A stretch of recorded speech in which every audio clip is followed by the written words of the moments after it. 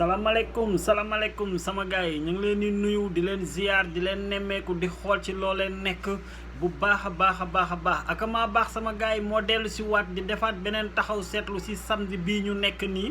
ak maa baax sama gars yi mu ngi leen di nuyu bu baax a baax di leen wax affaire yi sama gars yi gis nañ ñi ngeen koy suivre si Facebook bi ak YouTube bi donte si Facebook bi ngeen koy gën a suivre mais ñu ngi leen di bëggee bu baax a baax di leen ñaan sama gars yi tamit ngeen di partager affaire yi gars yi di gën a jàpp ci bagage yi bu ko defee bagage yi di gën di yaatu di leen fàttali ne nag Covid bi mu ngi fi wante duñ si taxaw trop lu tax duñ ci taxaw trop mooy dañu gis ñi nga xamante ne ñoom ñoo war a porter combat bi ku mel ni Macky Sall si tournée économique yi mu jalgati Covid bi bu baax a baax def ay actes yoo xamante ni boo ko xoolee da nga naan est-ce que Covid am na Sénégal ñu demaat ba benn moment ñu ko doon gis si Marème Faye Sall foo ne woon ni Macky Sall dina ko rectifier mais Macky Sall dafa ñëw def mu gën a pur gën a def maa tey ak mbooloo mi nga xamante ne dajale na ko. ñu demaat ba ci benn moment sama gars yi ñu gisaat tamit Abdoulaye Diouf Sarr dajalewaat mbooloo mu bare en tant que ministre de la santé si loo xamante ne xaaj bi yëpp kenn takk fa woon ay max comme ñooñu bu ñu ñëwee di la wax ci Covid da ngay gis ne ñii benn moment sax dañ lay nax benn naxeetu nax yoo xamante ne après da ngay gis ne da ngay perte sa temps trop moo tax Covid bi duñ ci taxaw lu bari sama gars yi donte nag ba tey mu ngi ci biir dëkk bi kon ñun nañu jéem a moytul suñu bopp rek. beneen taxaw bi nga xamante ne tamit ñu ngi koy junj sama gars yi mu nekk ci gouvernement irresponsabilité bi fi nekk nga xamante ni du gouvernement dara gouvernement bu tekkiwul dara lañ ñoo xamante ni kenn xamul lan la ñuy représenter ci société bi boo gisee gouvernement bi nga xamante ne ñoo fi nekk ak actes yi nga xamante ne ñu ngi koy posé ak scandale yi nga xamante ne ñu ngi koy dem ci kanam rek yow affaire bi daf lay jaaxal parce que trop tard nii yàggatul dara scandale yi ngi suñu kanam te mu ngi ñëw léegi nii bu yàggul. sama gars yi bu ñu ne scandale yi ma ngi ñëw nag li ñuy gën a junj di ko wax mooy ouverture des classes yi ouverture écoles yi ouverture des écoles yi scandale yi mu nar a jur ci école privée yi mu ngi ñëw mais comme gouvernement bi ñu am gouvernement irresponsabilité la gouvernement la boo xamante ni gouvernement maa tay la gouvernement la boo xamante ni ñoom lenn kese moo leen concerné mooy nu ñuy faloo ak ay élections lu dul loolu rek concerné wu leen parce que ku nekk xam na ni sama gars yi école privée yi li ñuy def gën a nekk maa tey ak jaay doole weesuwu ko parce que nan ngay ñëwee yow di jàngal ay xale mu am benn contrat bu leen lié entre yow ak parents d'élèves yi contrat bi mooy jàngalal sama doom ma fay la yow jàngaloo xale yi presque 4 mois ba pare nga ne xale yi dañ lay fay par la force si mu leen di neex ak mu leen di naqari wala sinon da ngay dàq xale yi ñu naan déetawaay xale yi war a def examen école privée yi di dàq xale yi gouvernement bi croiser les bras. sama gars yi boo leen seetloo loolu ngay gis parents d'élèves yu bëri fayuñu mais actuellement école privée yi dañoo bloqué bulletin xale yi léegi bloqué boobu ñu bloqué bulletin xale yi fi ñuy xaar parents d'élèves yi muy ci ouverture des classes yi ci ouverture des classes yi ñu jéem a fayloo parents d'élèves yi par la force boo ko fayul sa doom du dugg ci école bi yéen a gën a xam ne sama gars yi foofu bu ñu fa demee ay scandale lay jur. léegi nag gouvernement bi yéen mu teel ko anticiper ak ministre de l'éducation bi mu am dem convoqué école privée yi convoqué parents d'élèves yi ñu trouver ci benn solution avant ñuy dem ci ouverture des classes mais duñ ko def. nga gis école privée yi nu ñu yabaatee ba pare nekk ay sàcc ba nga xamante ni kenn xamul noo leen mën a traité nan ngay ñëwee ne yéen da ngeen am ay charges yoo xamante ni dafa am. état bu Sénégal jël prix de presque benn 3 milliards ci xaalisu sénégalais yi ci xaalisu parents d'élèves yi dimbalee ko école privée yi léegi école privée yi en même temps ba tey ñu resté fi ñu resté ne parents d'élèves yi dañuy fay 2 mois ak ndimbal boobu nga xamante ne parents d'élèves yi jot nañ ko jël ci seen impôt dimbalee ko école privée yi mais gouvernement bi croiser les bras mais scandale yi mu ngi ñëw ci kanam ci ouverture des classes yi mais yéen parents d'élèves yi gis nga boo leen jëlul seen ay responsabilité entre yéen ak école privée yii nii di ko xaar ci état bi bu leen leeree ni seen soxla du faju rek muy seen jàmm te pas école privée yi dinañ leen fayloo par force école privée yi lépp lu mu ko jaral lu mu leen jaral pour fayloo leen rek yéen parents d'élèves bi na leen jaral lu ko raw ba doo leen fay wala école privée yi bu fa kenn jàngee bu leen ci sa xaar état bii nii. sama gars yi ñu ñëwaat ba tey nii ci taxaw seetlu yi nga xamante ne ñu ngi koy def. ñu xool nga presse bi irresponsable bi nekk ci biir dëkk bi gis nga boo xoolee xale dernière génération bi juddu xale 4G yi nii boo leen xoolee ngay gis du ñu seetaan télé Sénégal yi du ñu déglu télé Sénégal yi du ñu déglu rajo Sénégal yi yow affaire bi daf lay def problème ngay gis télé Sénégal yi ñu ngi ciy waaraate ñu ngi ciy yeddaate mais taxul xale yi jël ba tey seen yoon bi ñu jël comprendre nga kenn mënul si ñoom dara loolu boo ko xoolee des fois da ngay jox xale yi toor mais boo réfléchir ba ci biir def say jàngat da ngay gis ni toor bi du nekk ci xale yi mais toor bi mu ngi nekk ci presse Sénégal bi presse bi nga xamante ni kenn mënu la expliquer presse lan la mais naka la patron de presse nan ngay nekkee dem ànd ak état nekk conseil ministre conseil président patron de presse mais patron de presse boo nekkee conseil président mais président bi def naka sudul noonu est-ce que yow patron de presse boobu ak sa groupe de presse di nga dénoncer loolu président bi def sama gars yi xam ngeen loolu mënul nekk nga gis patron de presse yi ak groupe de presse yu Sénégal yi ni ñu nekkee ay complice su état bi ak di ko nax sénégalais yi ak di lekk dool xaalisu sénégalais yi xool leen semaine bii nii ñu génn presque boo leen di suivre sama gars yi boo leen ko suivre presse bi yëpp waxuñu ci inondation yi ñi ci mbënd mi tey la ñu gën a sonn ndox mi tey la fa gën a nekk tey la leen di gën a mbugal tey la ñu gën a feebar mais presse bi waxatuñ ci sax dañu préféré dem ànd ak Macky Sall ci naxaate yi nga xamante ne mu ngi koy def ay tournée économique presse bi di commenter ci détails yu Macky Sall yooyu noonu Macky Sall ñëwaat dem ñu indiwaat fi benn armeeru ñinga boobu nga xamante ni armeeru ñinga yow boo ko doon canaliser sax tey nga ne woon da ngay jël armeeru ñinga nga jéem ko méngale ak rabu àll sax yow doo xam ban rabu àll ngay choisir pour méngale ko ak moom xamoo ban rabu àll la nuróol ci ko parce que boo xoolee yenn politiciens yi boo xoolee seeni jikko yu ñu am ñoom xam nga politiciens yi dañoo laal rabu àll ñoom rabu àll yi la ñu gën a jege ko doomu aadama pour nga gën a comprendre ni rabu àll yi la ñu gën a jege ko doomu aadama da ngay gis da ngay jël benn jikko bu politiciens yi bokk ak rabu àll yi muy le mot transhumant nga xool ni rabu àll yi di manganijee di transhumé noonu la politiciens yi di manganijee di transhumé léegi nga jàngat la mooy le mot transhumant nga xool ko ci rabu àll yi bu ñuy transhumé fi am lekk rek la ñuy dem bu fa lekk jeexee ñu tuxu feneen boo ko méngalee ak politiciens yi tamit c'est la même chose amul différence ci opposition bi amul dara la ñuy jóge di dem di ànd ak ñi nga xamante ne mooy ñi am dara parti au pouvoir teg la ak ni rabu àll di dundee kon ngay gis ni ñoom politiciens yi rabu àll yi la ñu gën a jege que nit ñi mais léegi yéen nit ñi ci boppam kañ ngeen di jël seen ay responsabilités kañ ngeen koy jël parce que politiciens yi naxaate bi nga xamante ne ñu ngi koy nax société bi espèce de journaliste yi nii di leen ci jàppale ci naxaate yi politiciens yi lépp lu ñuy sànni benn boule de sondage journaliste yi pompé loolu mu jóg population bi di gën a nelaw di gën a bañ a xam li ñuy def ba instant bii ni ñi nekk ci mbënd bi kenn booleetu leen ci carte gi kenn booleetu leen ci léegi nag yéen waa ñi nga xamante ne yéen a nekk ci biir mbënd mi gis nga am na yenn yoo xamante ne yéen a koy dénoncer seen bopp gis nga Macky Sall dem na fi Allemagne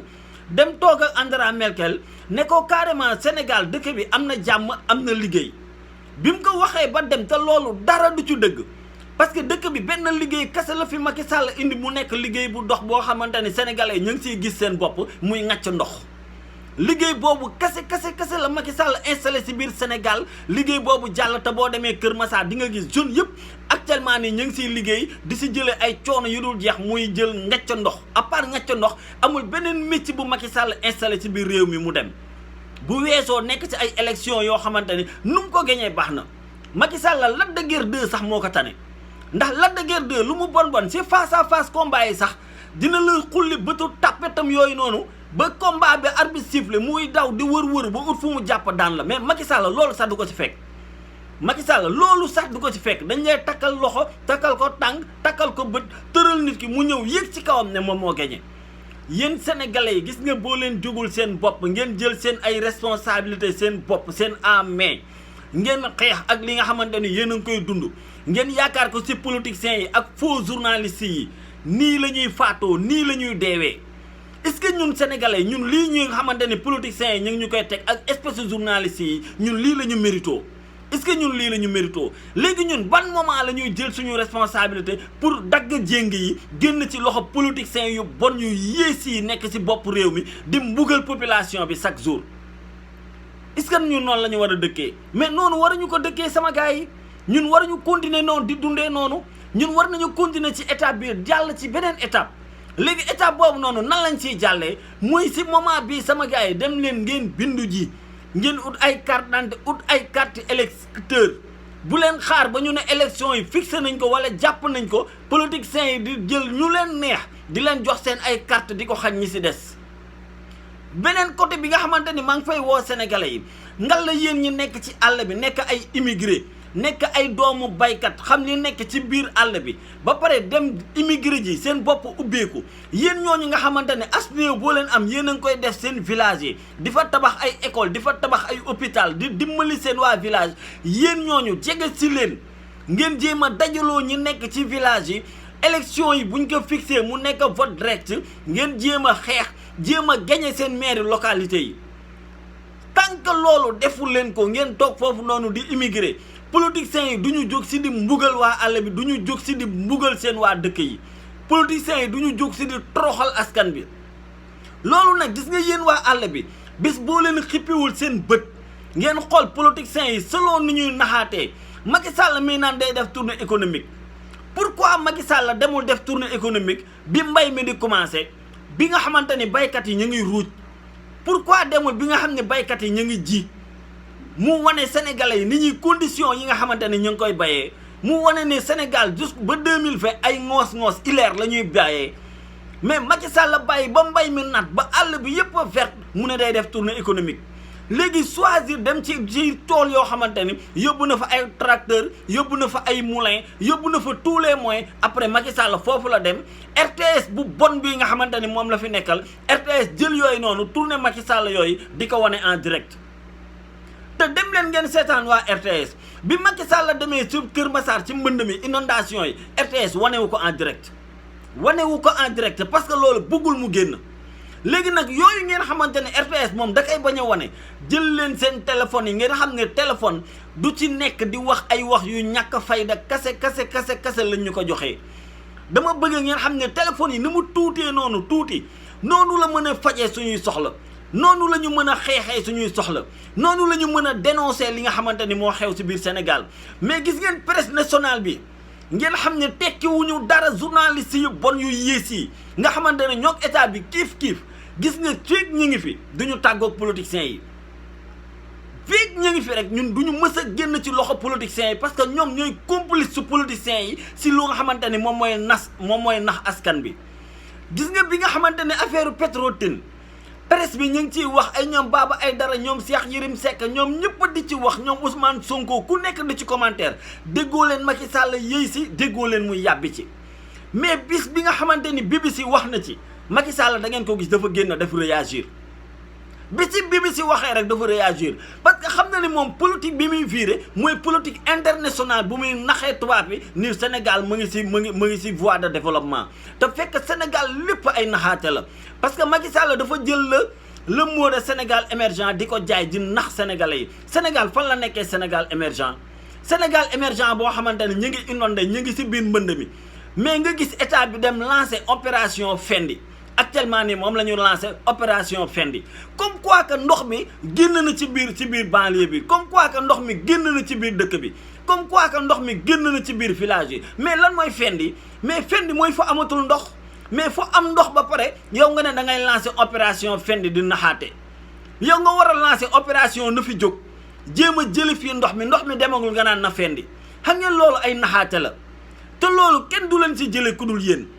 beneen affaire bi nga xamante ne sama gars yi tamit maa ngi leen koy lancé mooy yéen ñi nekk ci zone Dakar bi si gox-goxaan yi gis ngeen marché luuma yi nga xamante ni ma ngi am ay marché jeudi marché vendredi ak marché àllarba yi am ak marché samedi yi am front de terre actuellement nii maire yi dañu nekk ci coupé contrat bi doxoon seen diggante ak société bi nga xamante ni moo gagné woon marché yooyu dafa indi bâche yi profité nañ ci commencé dakal contrat boobu noonu ba nga xamante ni marché yi bâche yooyu noonu dañ koy annulé delloo si waat fi ay parasol gis nga parasol yooyu nga xam ne jóge woon na fi bis bu ko fi maire yi delloo si waatee yéen ñi si quartier bi doo leen tàggoog si ay blessure doo leen tàggoog salté doo leen tàggoo ay pousse-pousse yu dul jeex bu leen ko mës a nangu gars yi di ñëw di jaay si foofu noonu si marché luuma yi di fa indiwaat ay parapluie contrat bi lié woon entre maire yi ak société boobu contrat boobu nañ ko maintenir mu continuer mais ñun naturellement bu doon ay tubaab ñoo moom société boobu noonu contrat bi day continuer mais comme ay doomu réew mi ay sénégalais ay africains ñooy booloo di ko indi nga gis maire yi ñu ngi profité ci mbas mi di dakkal contrat boobu noonu gis ne amalatu leen benn njëriñ te loolu noonu ñuy dakkal ñun ñi si gox yi ñun ñoo koy dund si ñun lay metti mais politiciens yi si boppam ñoom ñoo bëggul seen réew politiciens yi si boppam ñoo bëggul kuy sonn si ñoom politiciens yi si boppam ñoom ñoo bëgg yëfu jàmbur ñu ñuy naxe ay Sénégal émergent mooy lan yow nga ñëw léegi nga jël pont de l'émergence boo xamante ni un sénégalais moo ko tabax bu tudd Aline Sow defar Sénégal lu nekk dimbali Sénégal lu nekk kooku jóge fi tabax pont bi doo jënde le mot pont de l'émergence tuddee ko pont Aline Sow sax sénégalais yi màgg ne kan mooy Aline Sow ñu ne moo defar lii moo fi def lii nga gis un gars bu mel ni Sidi Lamine Niass xeexal Sénégal façon xeex bu nekk nga gis politiciens yi nëppaaje ko yóbbu turam en faillite pour fay ko te war a mën a jël front de terre boobu noonu boulevard front de terre tuddee ko boulevard Sidi Lamine Niass nit ñi màgg sax xam ni Sidi Lamine Niass moom moo fi def lii sénégalais yi bis boo leen jëlul seen responsabilité si ouverture des classes yi di ñëw billahi scandale dina am entre parents d'élèves yi ak école privée yi bis boo leen jëlul seen responsabilité si contrat bi lié maire yi ak société boobu noonu comme maire yi dañuy dagg contrat bi ñun ñuy gën a souffrir bu leen ko mës a nangu jóg leen ngeen bañ ngeen xeex ba bâche yi bu mu dellu si waat ci quartier yi sama gars yi akamaa baax moo fi dellu si woon di defoon benn taxaw seetlu boo xamante ni mu ngi koy def si samedi bi akamaa baax nag sama gars yi mu ngi leen di woo pour ngeen partager bagage yi mu gën a yaatu bu ko defee affaire yi gën a yaatu rek yéen a jàpp ci affaire yi mu gën a laaw jaa ngeen jëf sama gars yi ba beneen